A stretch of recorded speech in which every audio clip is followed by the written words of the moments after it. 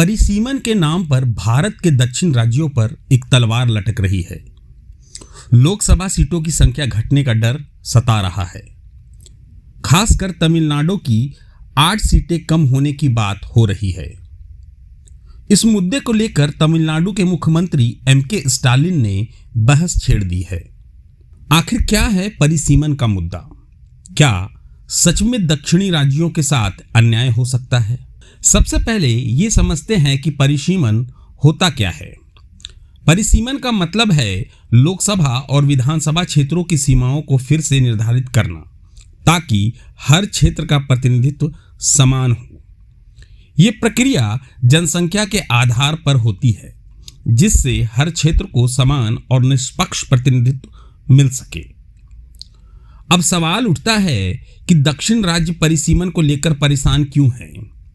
दरअसल अगर परिसीमन जनसंख्या के आधार पर हुआ तो उत्तर भारत की लोकसभा सीटें बढ़ेंगी और दक्षिण की सीटें या तो स्थिर रहेंगी या घट सकती हैं। इससे संसद में उनका प्रभाव कम हो सकता है। फिलहाल दक्षिण भारत के 5 राज्यों से कुल 129 सांसद लोकसभा में हैं, जबकि सिर्फ उत्तर प्रदेश, बिहार और झारखंड से 134 सांसद लोकसभा में पहुंचते हैं। अगर नए परिसीमन में उत्तर भारत की सीटें बढ़ती हैं तो दक्षिण भारत की राजनीतिक ताकत कमजोर हो सकती है। उत्तर भारत के राज्य विशेष रूप से बिहार, झारखंड और उत्तर प्रदेश, जिनकी जनसंख्या लगातार बढ़ रही है, परिसीमन के बाद लोकसभा में अधिक सीटें प्राप्त कर सकते हैं। उत्तर प्रदेश की वर्तमान में 80 सीटें हैं, लेकिन जनसंख्या के आधार पर इसे 100 से अधिक सीटें मिल सकती हैं। बिहार की 40 सीटें बढ़कर 50 से अधिक हो सकती हैं। वहीं झारखंड की 14 सीटें बढ़कर 20 के आसपास जा सकती हैं। इस तुलना को देख साफ है कि उत्तर भारत को फायदा होगा, जबकि दक्षिण भारत की सीटें स्थिर रहेंगी या घट सकती हैं।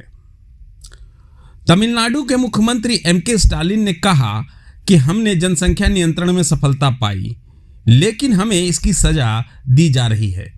उनका दावा है कि परिसीमन के बाद तमिलनाडु की 8 सीटें घट जाएंगी और सिर्फ 31 सीट रह जाएगी।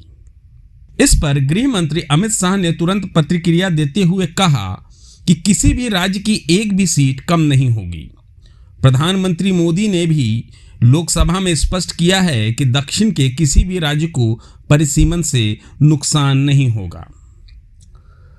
परिसीमन की सबसे बड़ी बहस जनसंख्या को लेकर है। उत्तर भारत की जनसंख्या तेजी से बढ़ रही है, जबकि दक्षिण भारत ने जनसंख्या नियंत्रण में सफलता पाई है। ऐसे में सवाल उठता है कि क्या सिर्फ जनसंख्या के आधार पर सीटों का निर्धारण करना उचित होगा? दक्षिण भारत का मानना है कि विकास और जनसंख्या नियंत्रण का इनाम उन्हें मिलना चाहिए, ना कि सजा। डीएमके, टीडीपी, वाईएसआरसीपी जैसी पार्टियां इस मुद्दे को लेकर चिंतित हैं। उनका मानना है कि उत्तर भारत की सीटें बढ़ने से बीजेपी को फायदा होगा, क्योंकि हिंदी पट्टी में उनका प्रभाव ज्यादा है। इससे क्षेत्रीय संतुलन बिगड़ सकता है। परिसीमन आयोग को संविधान के अनुच्छेद 82 और 170 के तहत शक्तियां दी गई हैं।